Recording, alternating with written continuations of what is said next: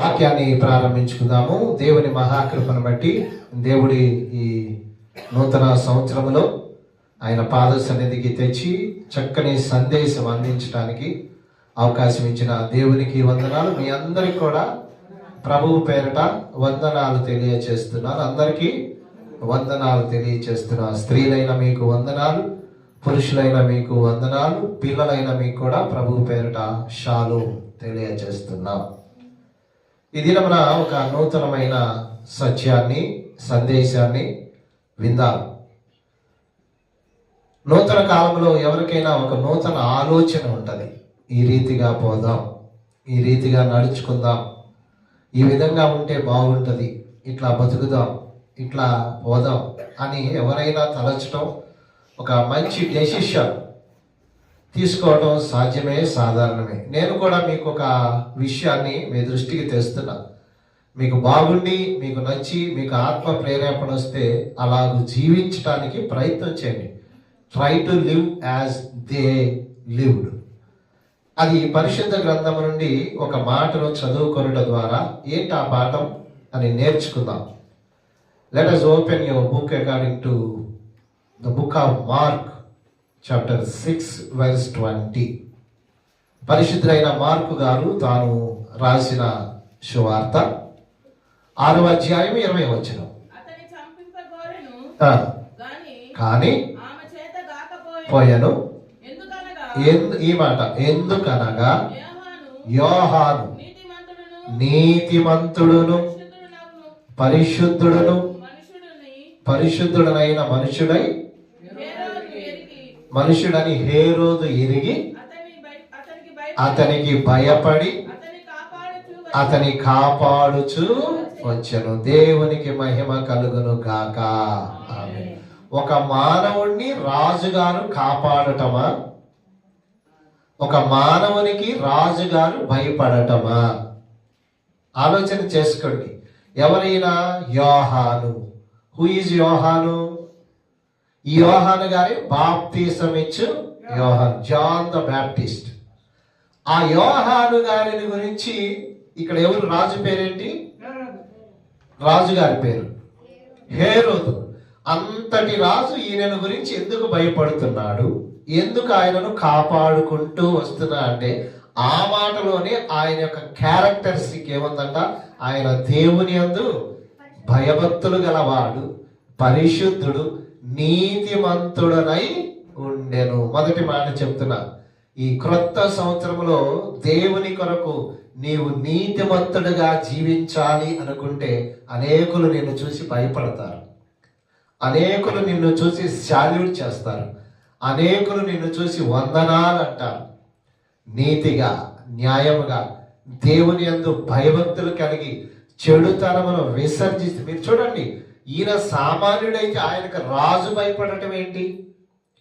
ఈయన సామాన్య మానవుడైతే రాజుగారు ఆయన్ని కాపాడటం ఏంటంటే ఆయనను బట్టి కాదు, ఆయనలో ఉన్న నీతిని బట్టి, నిజాయితీని బట్టి. నీతి అంటే దేవుడు, నిజాయితీ అంటే దేవుని ప్రతిరూపం కనుక దేవుని యొక్క లక్షణాలు బాప్తిసం ఇచ్చి యోహాను గారిలో ఉండేసరికి వాటిని చూసిన రాజుగారు కూడా నమస్తే పెట్టాల్సిన పరిస్థితి. అందుకే పూర్వకాలపు రాజులందరూ ప్రవక్తలను పిలిపించుకొని ప్రార్థన చేయించుకునేవాళ్ళంట. ప్రవక్తలను పిలిపించుకొని మేము పోవచ్చా, పోకూడదా, పోతే విజయం పొందుతామా, విఫలం అవుతామా అని తెలుసుకొని అడుగులు ముందుకేసేవాళ్ళంట. దేవునికి స్తోత్రం. ఈ నూతన సంవత్సరంలో కూడా అడుగు పెట్టిన మీరు సాగిపోతూ ఉండగా దేవుని చింతం ఎలా ఉందో తెలుసుకొని పోగలిగితే ఎంత ధన్యతో. అందుకే తర్వాత తలబాదుకుంటారు, చీచి దరిద్రం దరిద్రం చుట్టుకోదు. దరిద్రం ఏం చుట్టుకోదు. నువ్వు వేయాల్సిన అడుగు దేవునితో. రాజుగారు వేసి అడుగు దేవునితో వేయటానికి ప్రవక్తను చూసి, ఆయన నీతిని చూసి ఆధారం చేసుకున్నాడు. దేవునికి స్తోత్రం. అయితే మరి నీతిగా జీవించే వారికి భూమి మీద నౌకలు ఉంటాయా? My second question is to you. నీతిగా, న్యాయముగా, నమ్మకంగా, యథార్థంగా జీవించేవారు భూమి మీద స్థిరముగా ఉంటారా, ఉండరా? ఉంటారా, ఉండరా? ఉండరు అంటున్నారు. మీరేమంటారు? What is your response to my question? దేవుని కొరకు నమ్మకంగా ఉన్నది ఉన్నట్టు మాట్లాడాలి. అబద్ధం ఆడకూడదు, పాపం చేయకూడదు, వ్యభిచారం చేయకూడదు, ఇంకా ఇతరమైన వాటి జోలికి పోకుండా ఉంటే అలాంటి వారు భూమి మీద కలకాలం ఉంటారా? ఉండరా? ఉంటారు. మీరు జాగ్రత్తగా గమనించినట్లయితే అలాంటి వారికి భూమి మీద నూకలు ఉంటాయో లేదో వాక్యము ద్వారానే పరిశీలన చేసుకుందాం. ఇప్పుడు ఈయన ఎవరన్నారు? నీతిమంతుడు, యథార్థవంతుడు, దేవుని యందు భయభక్తులు కలిగిన వాడు. రెండో చెప్పన, ఆ దేవుని యొక్క త్రోవను ముందుగానే సరళము చేయటానికి ఇంకొక మాట చెప్తున్నా, యేసుక్రీస్తు వారికి స్వయంగా బాప్తీసం ఇచ్చింది ఎవరో తెలుసా? ఈయనే. చప్పట్లు కొట్టండి. అలాంటి గొప్ప ధన్యకరమైన జీవి యోహాను గారు. అయితే ఆ యోహాను గారు ఇంత నీతిగా జీవిస్తే ఆయనకు భూమి మీద ఆయుష్ ఆరోగ్యం ఉందా? కొందరు ఉందన్నారు, కొందరు ఉండదన్నారు. కనుక ఉంటుందో లేదో చూద్దాం. ఆ తర్వాత మీరు ఎలా ఉండాలో మీరు నిర్ణయించుకోవడానికి ప్రయత్నం చేద్దాం. మొదటి మాట 18వ వచనం,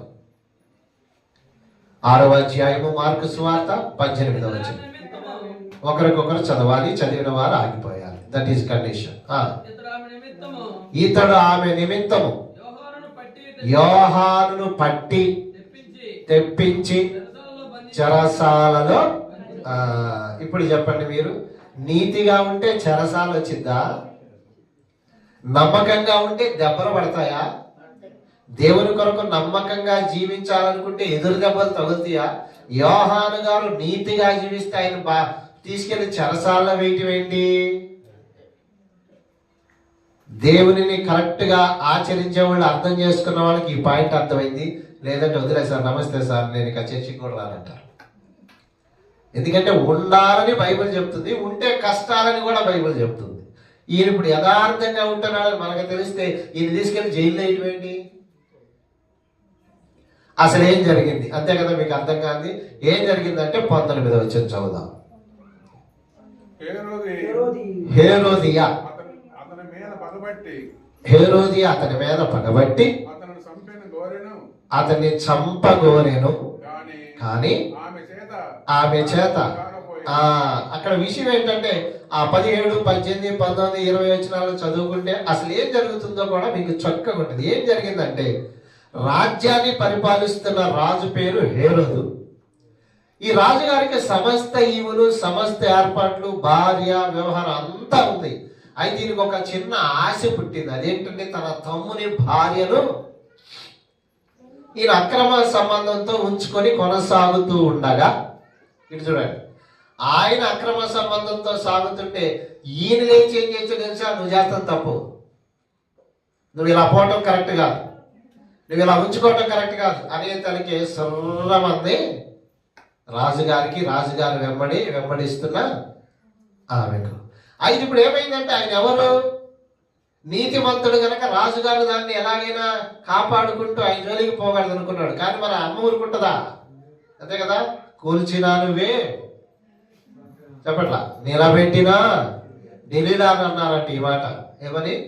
సంసారి గారు చనిపోతూ ఈ మాట అన్నారంట, డెలీలా కూర్చినా నువ్వే, అంటే కూర దోసినా నువ్వే, నిలబెట్టినా నువ్వే అన్నాడంట. ఎందుకో తెలుసా?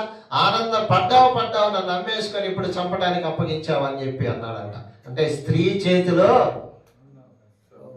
మహాత్యం ఉంటుందా? ఇక్కడ చూడండి, రాజైన హేరోదేమో భయపడి ఏమీ చేయకపోతే రాణిగా ఉన్నట్టుగా ఏం బయలుదేరి చంపుతావా లేదా, చంపి తీరుతానని శాసనం చేసి మొదట పట్టి బంధించి చెరసాలలో వేసిందంట. 27 చదువుదాం. 6వ అధ్యాయము 27వ వచనం. వెంటనే రాజు అతనిని పైనుంచి చదవండి, 26 నుంచి. రాజు బహుగా దుఃఖపడేను, కానీ ఒకలే తాను పెట్టుకొనిన ఒట్టు నిమిత్తమును తనతో కూర్చొని ఉన్న వారి నిమిత్తము ఆమెకి నీయనల్లా ననుకుండెను. పోయెను.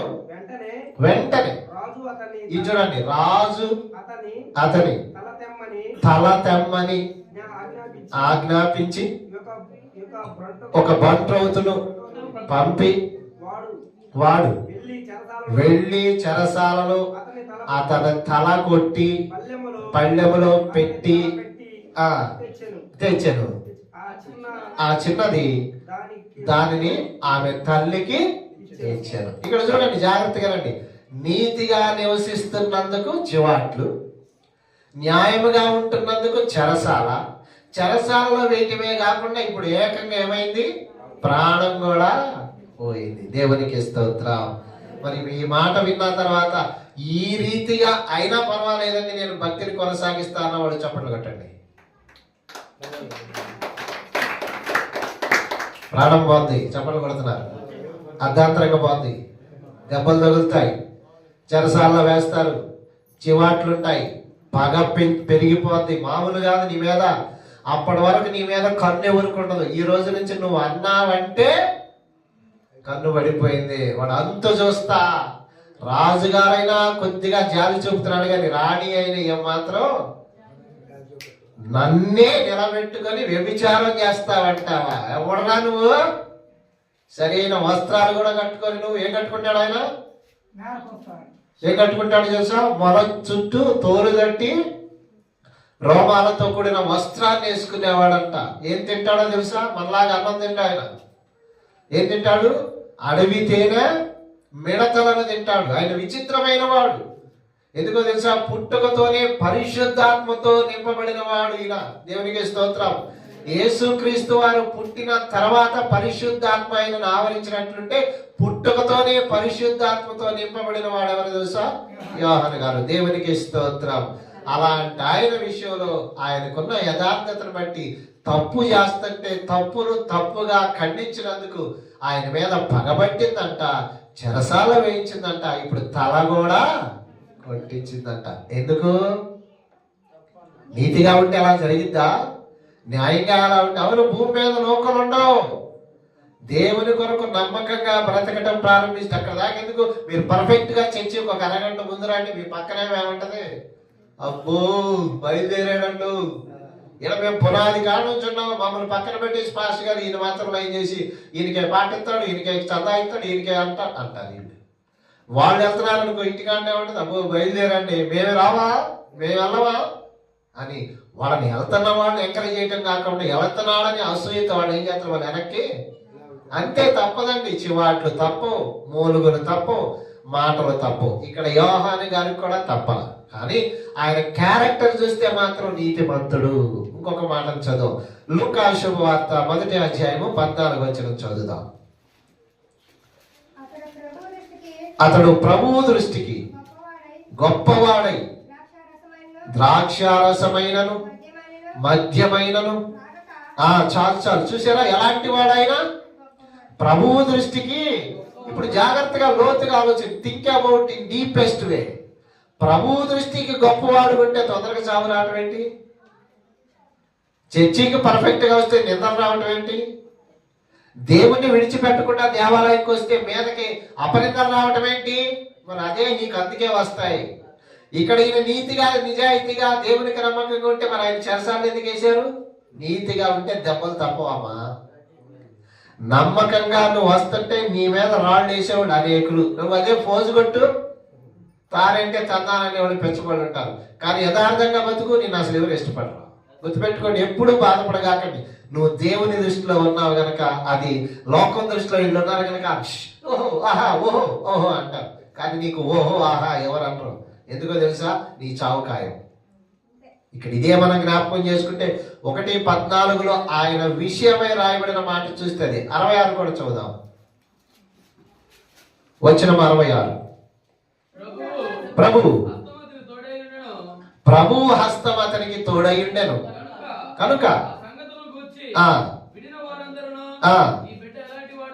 చాలు విన్నారు కదా. ఇంకొక బలమైన వార్త ఏంటి? దేవుని హస్తము. మనకి శ్రమ ఎందుకు? మనకి జైలు ఎందుకు? ఇంకా దెబ్బలు ఎందుకు? ఇంకా పేపర్ ఏంటి? కొంచెం అర్థం చేసుకోండి. డిఫికల్ట్గా ఉన్న it's very important and it's very nice message. ఎంత చక్కని వర్తమానం అంటే, నిజముగా దేవుని కొరకు నమ్మకంగా బతికితే చివాట్లు ఖాయం. మీరు దానికి ఏం బాధపడగాకండి. ఎందుకో తెలుసా? కాయలున్న చెట్టుకే రాళ్ళు అంటారు కదా. ఫలిస్తున్నావు గనక ఫలించిన వాడికి నీ మీద అసూయ. ఫలిస్తున్నావు కనుక, దేవుల్లో బహు బలంగా ఉన్నావు కనుక ఆ అడపాదడపుండేవాడికి ఎట్లా తెలుసు, నేను ఎట్టయినా లాగాలనుకుంటాడు. ఎందుకంటే వాళ్ళు ఏదో దోషం ఉంది, వాళ్ళలో ఏమీ లేదు కనుక. ఇక్కడ చూస్తే యోహాను గారు నీతిమంతుడైతే జరిగిన దాని పరిణామాన్ని బట్టి ఆమె ఆయన మీద అసూయ పెంచుకుంటే అసలు ఆయన వెనకాల కాదు చూస్తే నీతిమంతుడంట. రెండోది ప్రభు దృష్టి గొప్పవాడంట. తర్వాత మామూలుగా మనుషులు తినే అన్నం కూడా తినేవాడు కాదంట. అట్లాంటి మంచి ఒక ప్రత్యేకమైన భర్త అయింది. ఒక సపరేట్ జనరేషన్, సపరేట్ భర్త కలిగి ఉంటే ఆయన భూమి మీద ఆశీర్వాదం ఉందా?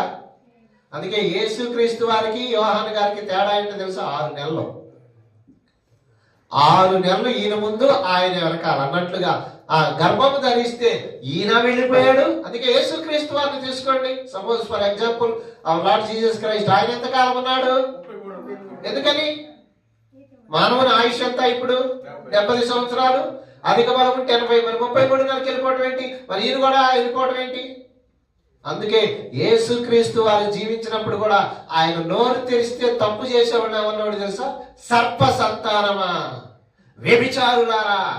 ఊరుకుంటాడు ఎవడన్నా? ఈ మాట అంటే ఊరుకుంటారండి?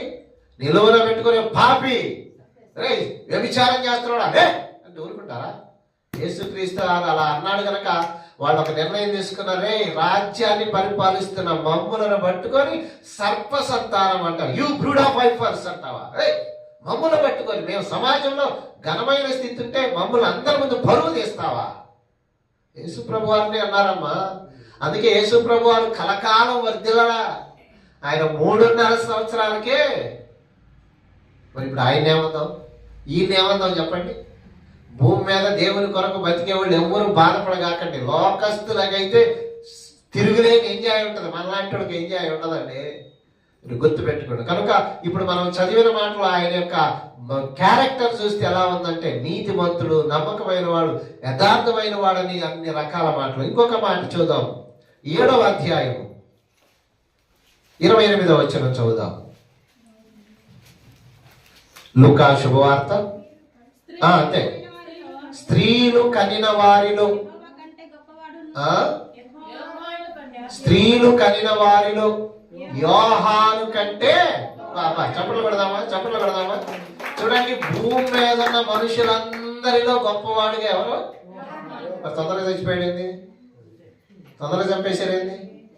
నన్నే అంటున్నారేంటి అని అనుకుంటే నిన్నే అంటారు మరి. ఎందుకంటే నువ్వు అంటే దేవునికి ఇష్టం, వీళ్ళకి నచ్చదు. ఇక్కడ చూడండి, యోహాను గారి యొక్క జన్మ ఏంటంట, స్త్రీలు కనిన వారందరిలో టాప్ మోస్ట్. తొందరగా అయిపోయింది, స్పాట్ పెట్టి చేసేది. పైగా దేవుడు కూడా తోడుకున్నాడా లేదా? దేవుడు కూడా మరి దేవుడు తోడుకుంటే అయిపోయాడేంది? ఈ చర్చికి వద్దామా చెప్పండి? ఇంకెందుకంటే బాబు, మాకే శ్రమలు వస్తుంటాయి, మాకే ఇబ్బందులు వస్తుంటాయి. ఇక చర్చి లేదు గిర్చి లేదంటే యోహాను గారిని ఏమంటావు, యేసుక్రీస్తు వారిని ఏమంటావు చెప్పు? మరి వాళ్ళు ఎంతకాలం ఉండాలి? నువ్వు ఇంకా 60-70 దాకా వచ్చావు. ఇందంతా 33 తిప్పి చూస్తే ఒక 6 నెలలు, ఒక పెద్ద, ఒక 6 నెలలు. మరి వాళ్ళు ఏమనాలి? అలాంటి వాళ్ళకి ఈ లోకము యోగ్యమైనది కాదు. వీళ్ళది ఏ లోకము? పరలోకం అన్నారు కనుక ఆ పరలోకం చేరాలనుకున్న వాళ్ళకి, పరలోకం పాటుపడే వాళ్ళందరూ భూమి మీద తక్కువ జీవిస్తారమ్మా. పిల్ల పాపలతో, సంపదతో తలదూగే వాళ్ళందరూ శాశ్వతంగా ఉండాలనే రీతిలో 70, 80, 100 జీవిస్తారు. కానీ వాళ్ళకి అది రాదు. వీళ్ళు తొందరగా పోతే అది వచ్చింది, వీళ్ళు ఆలస్యంగా పోతే అది రాదు. ఏది కావాలి ఇప్పుడు? వాటి చూడండి డెసిషన్. తొందరగా పోతే పరలోకం వచ్చింది, ఆలస్యంగా పోతే అది రాదు. ఏం చేయాలి? ఏది ఏమైనా ఈరోజు మనం తీసుకున్న విషయంలో చూస్తే ఆయన ఎవరంట? ఉత్తుత్తోడు కాదు, ఆయన పరిశుద్ధాత్మతో నింపబడిన వాడు, దేవుని యందు భయభక్తులు కలిగిన వాడు, దేవుడు అతనికి తోడై ఉన్నవాడు. ఇప్పుడు మనం చదివిన మాటలు ఏముంది? స్త్రీలు కనిన వారిలో. అసలు అలాంటి వాడు 33 చదువుదాం, verse 33. బాప్తీసమిచ్చి యోహాను రొట్టె తినకయు ద్రాక్షారసము తాగకయు వీడు దెయ్యము పట్టినవాడు మీరు చాలు ఏమంటున్నారు ఆయన్ని? మరి అప్పుడే వెళ్ళిపోయాడు, అందుకే వెళ్ళంటారా? దెయ్యం పట్టాడు కదా చచ్చిపోయాడు అంటారా? వీళ్ళు అంటున్నారు. అమ్మ అదే గుర్తుపెట్టుకో, మనుషులు అంటున్నారు. దేవుడు అన్నాడా నిన్ను? దేవుడు నిన్నెప్పుడు ఏమన్నాడో ఎందుకో తెలుసా? నీ భవిత్యం, నీ యొక్క భక్తి, నీ రాకపోకలు ఆయనకి తెలుసు. నిన్నందరూ మనుషులు అంటారు. మనుషులు అనని వారెవరో చెప్పు? ఇదే నోరు నిన్ను పొగిడింది, ఇదే నోరు అది సచ్చినోడ నువ్వు ఎప్పుడు చేస్తావు అంటది. నువ్వు ఏదైనా డబ్బులు అప్పు అడగాలిస్తే దీర్ఘ సుమంగళి భవ అంటారు. నువ్వు అడిగింది దిగిపోతే మాకెందుకు ఇస్తాడులే, ఆడకైతే బాగా ఇస్తాడులే, మేము నచ్చుతామా, మేమేమో లెక్కలో ఉన్నామా, ఇదే నోరు ఏమంటది. మరి మొన్న ఇచ్చాక ₹1,00,000 ఇచ్చావు కదా బోడి ₹1,00,000 పెద్ద, ఇప్పుడు 2 లక్షలు చూద్దాం చూసావా, ఊరకని ఇచ్చావా నువ్వేమన్నా, ₹10 తీసుకోరా ఇటు చూడు. అప్పుడేమో 10 అయినా పర్వాలేదయ్యా, 12 అయినా పర్వాలేదండి. ఇప్పుడు ఈగిపోయి తనకి ఏమంటుంది, ఇచ్చావులావా నువ్వు పెద్ద, నువ్వు ఆడు 10 లక్షలు ఇస్తేనే మాట్లాడలేదు, నువ్వు ₹1,00,000 మాట్లాడతావు పెద్ద. ఏది ఇది, ఈ నోరేనా, ఈ నోరు వేరా, ఈ నోరు. అందుకే బైబిల్ అంటుంది ఈ నోటితోనే ప్రభువును స్తుతింతము, ఈ నోటితోనే మనిషిని శపింతము. ఏ నోరిది, ఏ నోరిది. అందుకే నోరా చెరువా అంటారు కదా కొంతమంది చూస్తే. ఈ నోటితోనే బూతులు తిడతాడు, ఈ నోటితోనే పాటలు పాడతాడు, ఈ నోటితోనే సాగుపోతాడు, ఈ నోటితోనే దేవునికి స్తోత్రం అంటాడు. సచ్చినోడు పోయే కాలం. నోరు జాగ్రత్తగా ఉండాలి. అందుకే ఈయనైతే ప్రభువును గనపరుస్తుంటేనంట దేవుడు అతనికి తోడై ఉన్నాడంట. ఇన్ని మంచి లక్షణాలు చూస్తా ఉంటే మనలాగా గడ్డి కాదు తినేవాడు కాదంట. ఆయన ఫుడ్ కూడా సపరేట్గా ఉంటే తొందరగా ఆయనకి ఏమొచ్చింది. నేను చెప్పదలుచుకున్న విషయం మీకు అర్థమైంది. ఈ నూతన సంవత్సరంలో అడుగుపెట్టిన మీరు సాగుతూ సాగుతూ ఉండగా దేవుని కొరకు ఒక ప్రతిష్ఠత చేసుకున్న వారు ఉంటే దెబ్బలు వస్తాయి, అయినా పరలోకం వస్తుంది. దెబ్బలు రాకూడదు అనుకుంటే పరలోకం రాదు, నిందలు రాకూడదంటే పరలోకం రాదు, అపనిందలు రాకూడదండి, మమ్మల్ని ఎవడు అంటానికి లేదంటే నీకు అది రాదు, ఇది మాత్రం అవుతుంది.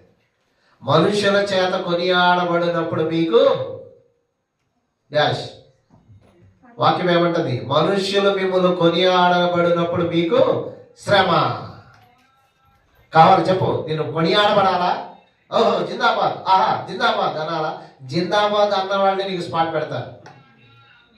మనుషుల చేత కొనియాడబడకూడదు, కొనియాడబడాల్సింది దేవుని చేత.